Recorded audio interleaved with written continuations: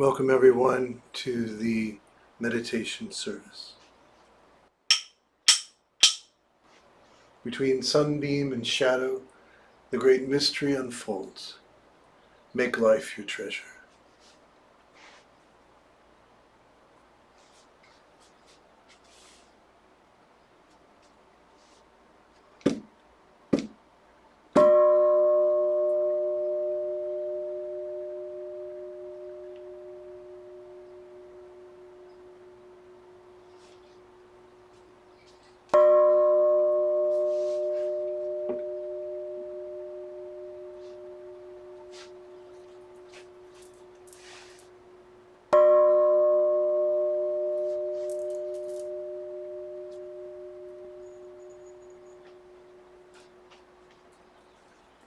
Namo Furupas. Namo Furupas. Namo Food Wolves.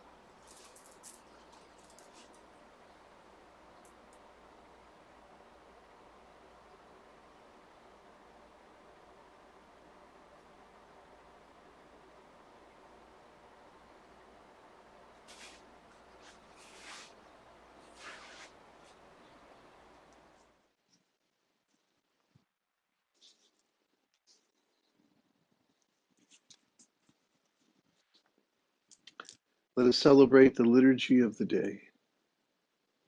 Let us share the peace. May all beings awaken to that peace which is our true home.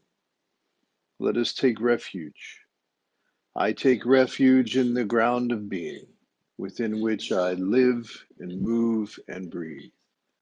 Let us make the accord.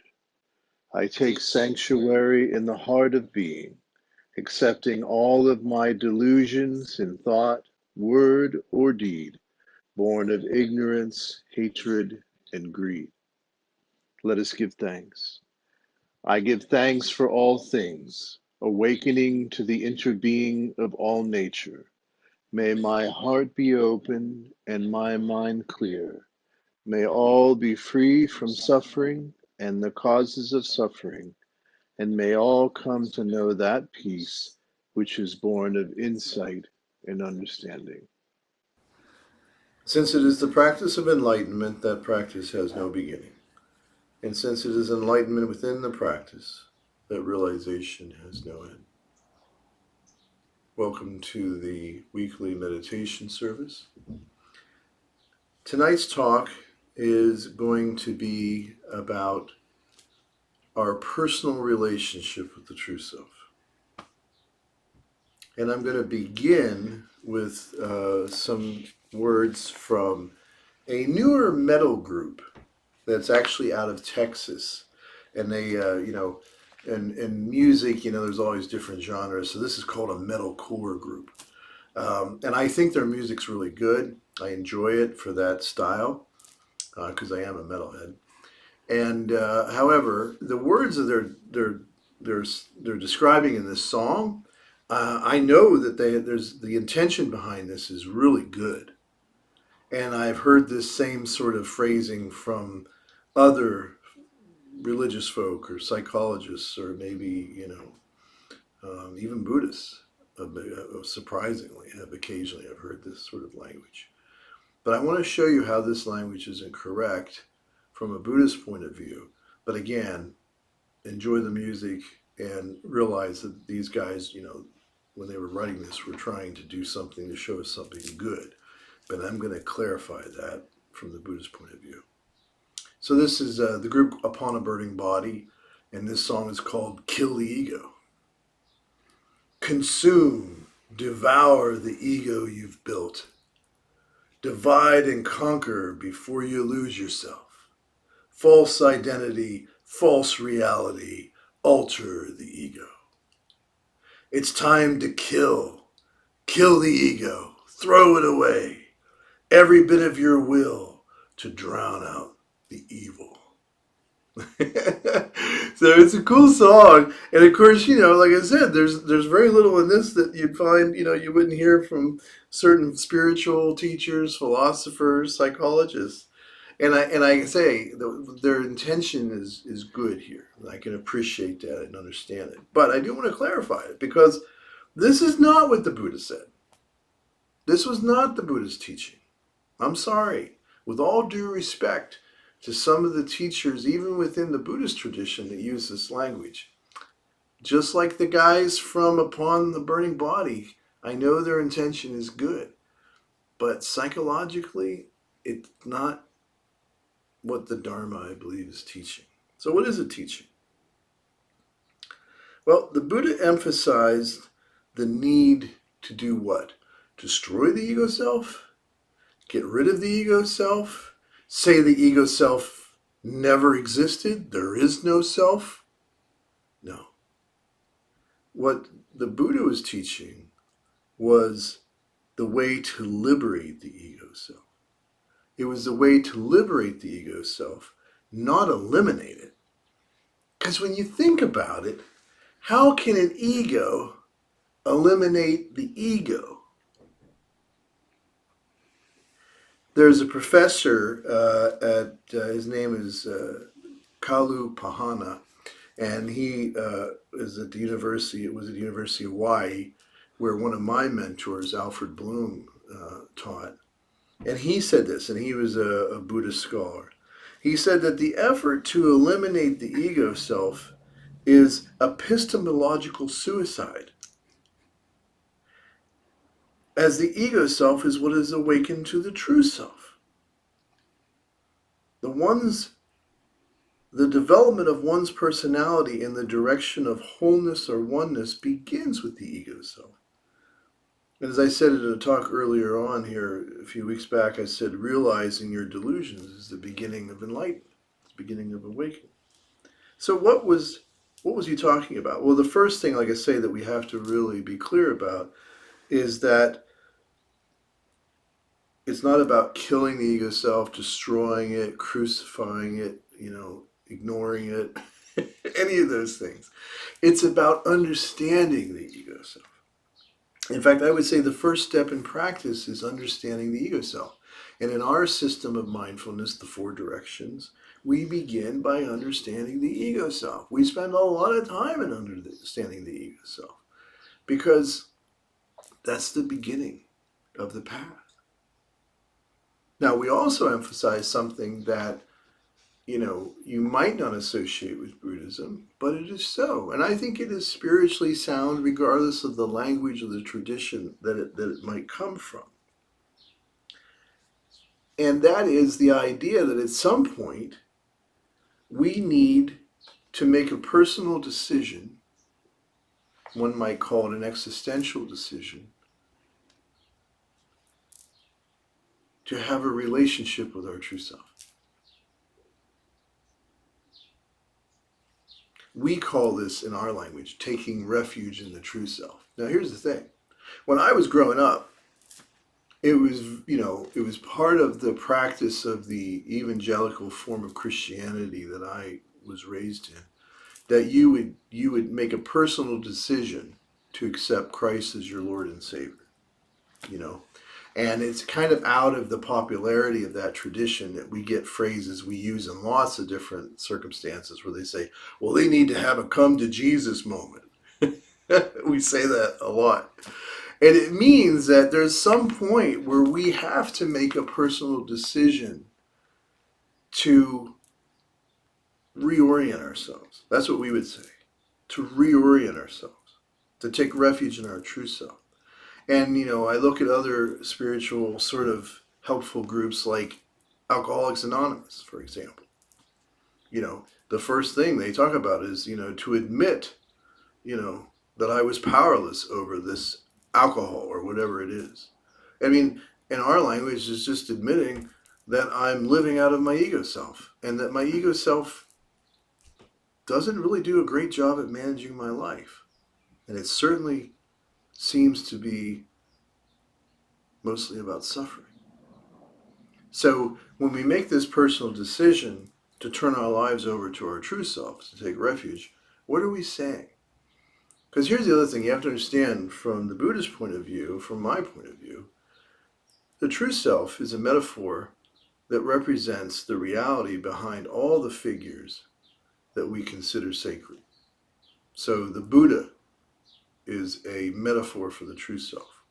You could say Christ is a metaphor for the true self. You could say Krishna is a metaphor for the true self, and so on and so forth. So for me, these are just different words that we're using, different symbols we're using to describe the same reality. And even the word true self is a metaphor for a reality that is beyond words, ultimately. So what are we saying? So what we're saying is that nirvana, or this freedom, is experienced within the life of the ego self. And that this occurs, in other words, the awakening of a living being, this occurs when the beliefs and thoughts that cause suffering are overcome and no new formations are being constructed. And the metaphor language in the analogy the Buddha Shakyamuni used was that the thoughts and beliefs you have, that conditioning, those 5 stages we go through, that's the house builder. The ego self's the house builder. But the true self is in the same Buddhist language, the Lord of the house. And so when we recognize this, we realize that, as I said earlier, the delusion is the beginning of awakening. And also it says here that no new formations will be brought. And that is true. One of the things you find in your practice over time is you stop building new ways to suffer. You're deconstructing the other ones, but you become more mindful about not bringing about new ones. And the ego self, which one way of talking about that in the Sanskrit is sankhara, which exists as a kind of karmic resultant consciousness. It continues to exist in the world as long as we are in a space-time gravity dimension. So it's the experience of who we are in this world. And each liberated individual produces no new psychic karma, but preserves a particular individual personality which is the result of the traces of his or her karmic heritage. And the very fact there's a psychophysical substrate during the remainder of a practitioner's lifetime shows a continuing effect of what we might call karma. Okay, now what is that all saying? What it's saying is that basically, as long as we are human beings, as long as we're in this time-space dimension, this experience of consciousness, we're going to be an ego self. And that the practice of the Dharma, the way the Dharma works, is not by destroying or killing the ego self. It's about embracing the ego self with kindness, compassion, and love. And it is through love that the ego self is liberated. And through the practices, the ego self is transmogrified as a manifestation of the true self. And that's what we say when we were all Buddhas.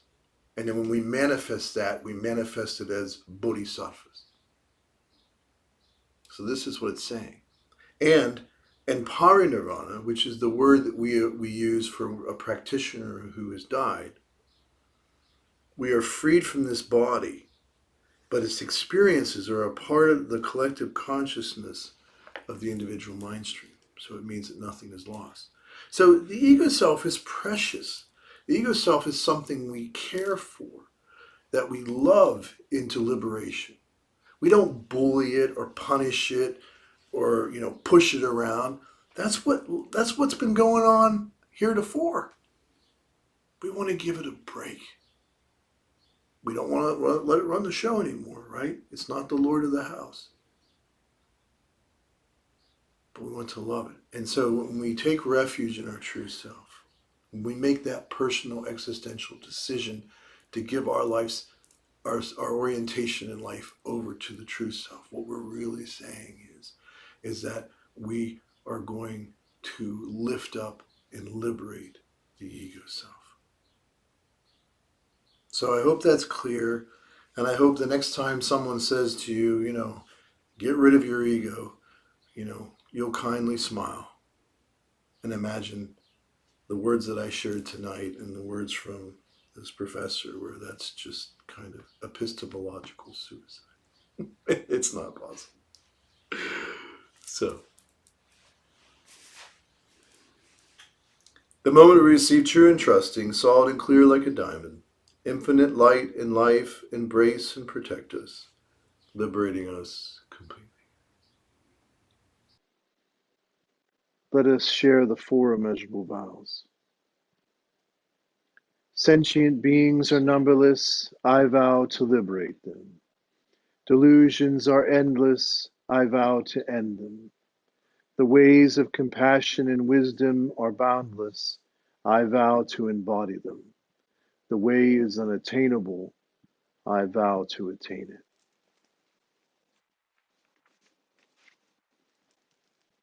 Let us take the precepts for the community of the vow. I allow my true self to manifest in all aspects of life. I take complete responsibility for my own life and all of my actions. I affirm my personal being and acknowledge it as a path to awakening and freedom. I embrace all aspects of my personal being, including my shadow, so that they may be transformed. I affirm an attitude of openness to my true self, even in the midst of suffering. We will now go into the offering of incense. I encourage you to offer incense at your home altars, and we will chant while the offering is being made, and then we will spend some time abiding quietly in our true self.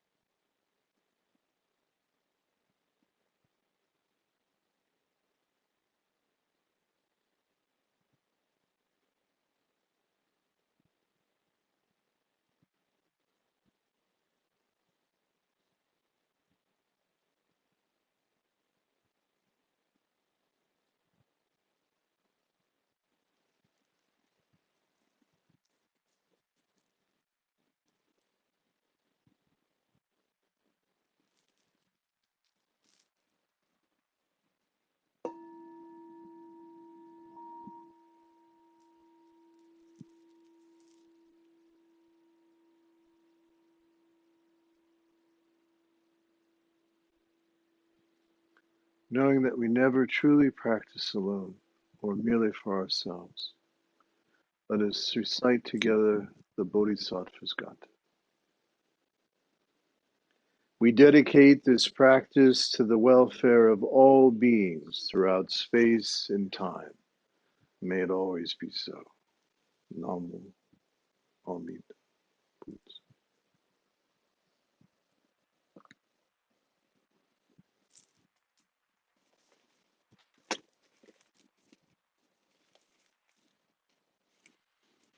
Thank you, everyone. That concludes this evening's service. As always, I encourage you to visit our website at senseitony.com. We're always there to help if you need spiritual counsel or direction. If you'd like to do some nurturing of your true self. If you're looking for a way to belong to the beloved community, we would love for you to join us. And if you feel that you might be called to a life of service to others, then consider our seminary training. Thank you.